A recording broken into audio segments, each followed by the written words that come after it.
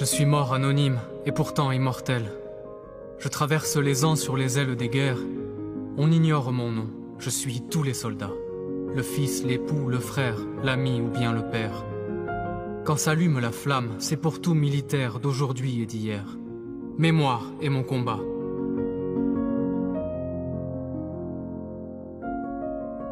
La guerre a ravagé nos forces vives. Du cœur de nos villes aux profondeurs de nos campagnes, de la capitale aux frontières de l'Empire, tous les hommes dans la force de l'âge ont été mobilisés dans un conflit si meurtrier qu'il garde encore aujourd'hui le nom de Grande Guerre. Cette guerre fut totale. L'Europe entière, ses colonies, les hémisphères du Canada à l'Australie, du Guatemala à l'Ouganda, plus de 70 pays, 70 millions de soldats mobilisés, dont 10 sont morts. Et puis, des millions de civils. Guerre de position, elle fut aussi guerre de mouvement, sur terre, sur mer et dans les airs. La révolution industrielle eut son revers. Elle fit entrer dans la guerre les chars, les avions, les sous-marins, les canons de longue portée. Autant de puissance de destruction.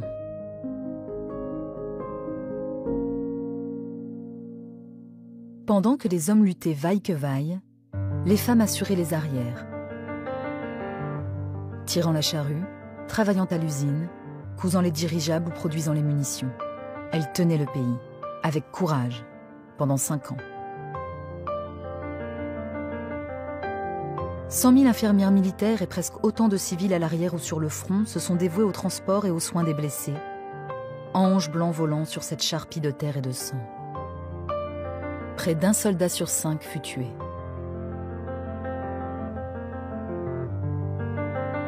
Qu'il soit fils de général ou d'ouvrier, poète ou paysan, marin ou artisan, instituteur ou bien curé, ils se trouvèrent liés dans l'adversité, puis mêlés dans la boue des tranchées.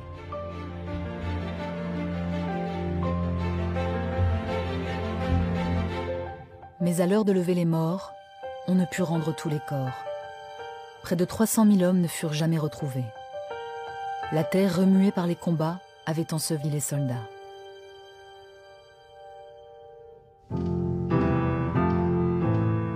Pour les familles, la peine était trop dure. Après tant d'abnégation, la guerre leur volait même leur sépulture. Sans le corps de l'être aimé, comment lui faire ses adieux? Comment l'honorer? À ce deuil national, il fallait un symbole.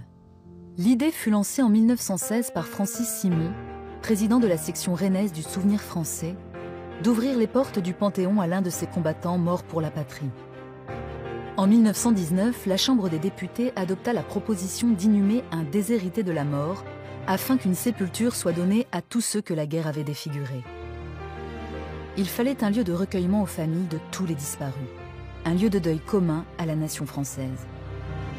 Le 11 novembre 1920, en l'honneur du 50e anniversaire de la Troisième République et des 2 ans de l'armistice, le chœur de Gambetta devait être inhumé au Panthéon.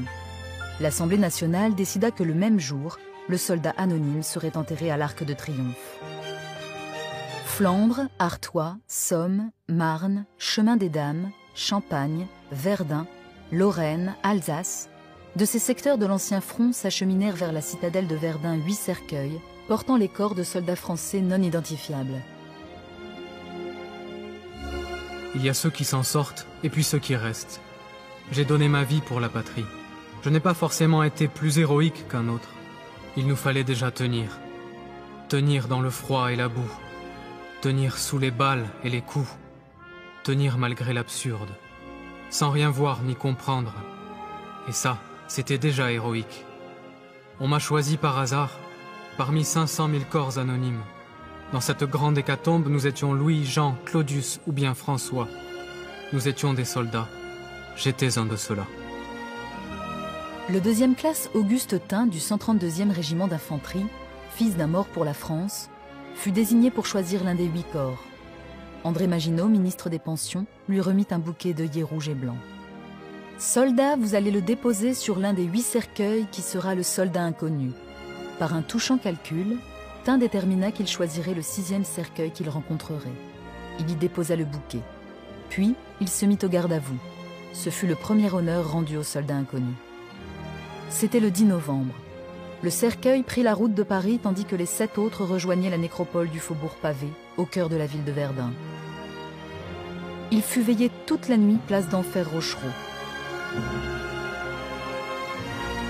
Le lendemain, il fit escale au Panthéon en un salut aux grands hommes de France. Puis, placé sur un fût de canon couvert du drapeau tricolore, il arriva solennellement à l'Arc de Triomphe sous les acclamations.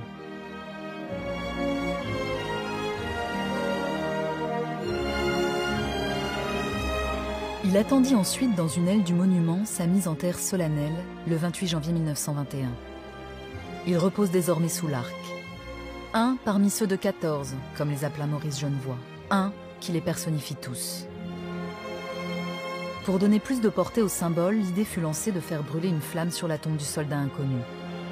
La flamme sacrée fut allumée pour la première fois par André Maginot le 11 novembre 1923, en présence du général Gouraud, gouverneur militaire de Paris. Depuis, elle est ravivée chaque jour à 18h30. À ses pieds brûle la flamme allumée chaque soir en sa mémoire. Pour chacun des tombés qui n'a pu être nommé, pour chacun des soldats morts pour la France.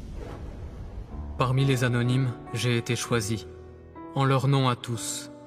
Sur ma tombe brûle un flambeau, ravivé chaque soir, qui les honore chacun, à jamais.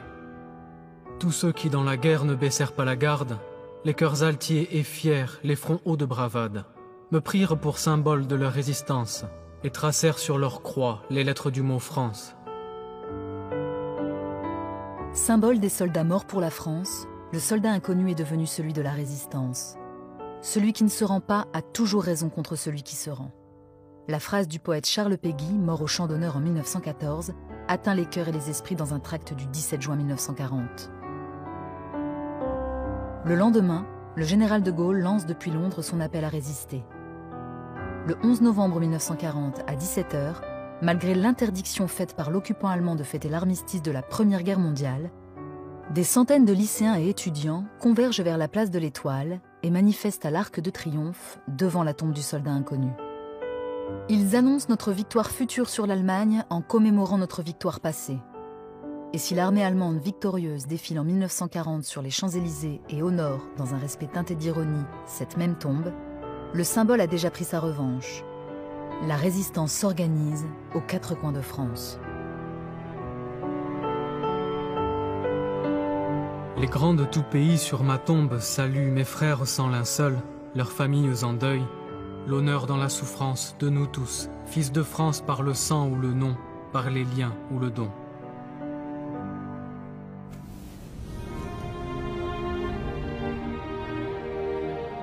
Dès 1944, le soldat inconnu est témoin de toutes les célébrations de victoire du général de Gaulle et de la France entière derrière lui. Engagé de la Seconde Guerre mondiale, de la guerre d'Algérie, d'Indochine, déporté, le soldat inconnu les symbolise tous. Il est depuis 1920, hommage à tous nos morts, ralliement des vivants.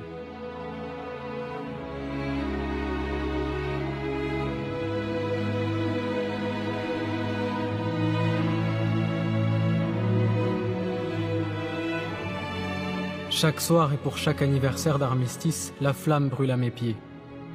Elle rappelle les actes de bravoure, tous ces hommes tombés, toutes ces vies perdues, toutes ces vies données.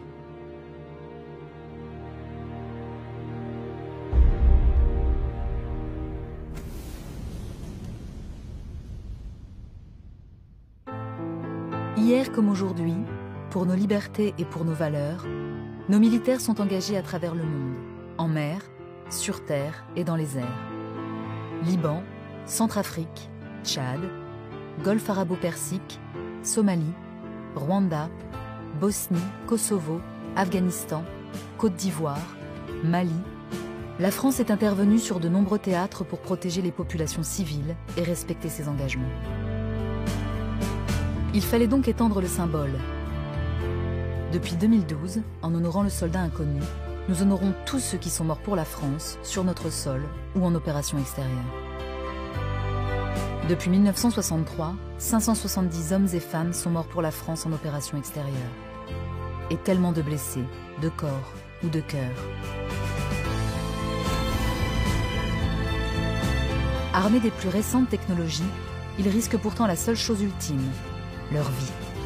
À eux notre reconnaissance, hier, aujourd'hui, demain. Je suis les volontaires, les veules et les génies. Je suis les officiers, ou bien les tout-petits, fils de France ou d'ailleurs, tombés sur notre terre, qui par le sang versé sont devenus mes frères. Le soldat mort hier, ou s'offrant aujourd'hui, pour lesquels sonne sacré l'écho du mot patrie. Moi, soldat inconnu, eux, soldats méconnus, grâce auxquels vous, Français, êtes là aujourd'hui. Aujourd'hui, nous célébrons le 100e anniversaire du soldat inconnu. Alors qu'en 2008 partait Lazare Ponticelli, dernier vétéran français de la Grande Guerre, et que ceux de la Seconde Guerre mondiale s'éteignent, autour de cette tombe couronnée par l'Arc de Triomphe, mémoire est faite aujourd'hui de chacun de ces hommes qui, depuis un siècle, ont perdu leur vie pour la patrie. Démarche de mémoire, mais également élan d'espoir. Non pour saluer la guerre, mais pour saluer le don et son sens. Comme l'écrivait encore Charles Péguy un an avant d'être emporté, « Heureux ceux qui sont morts pour la terre charnelle, mais pourvu que ce fût dans une juste guerre. » Je suis mort anonyme et pourtant immortel. Je traverse les ans sur les ailes des guerres. On ignore mon nom, je suis tous les soldats. Le fils, l'époux, le frère, l'ami ou bien le père. Quand s'allume la flamme, c'est pour tout militaire d'aujourd'hui et d'hier. Mémoire et mon combat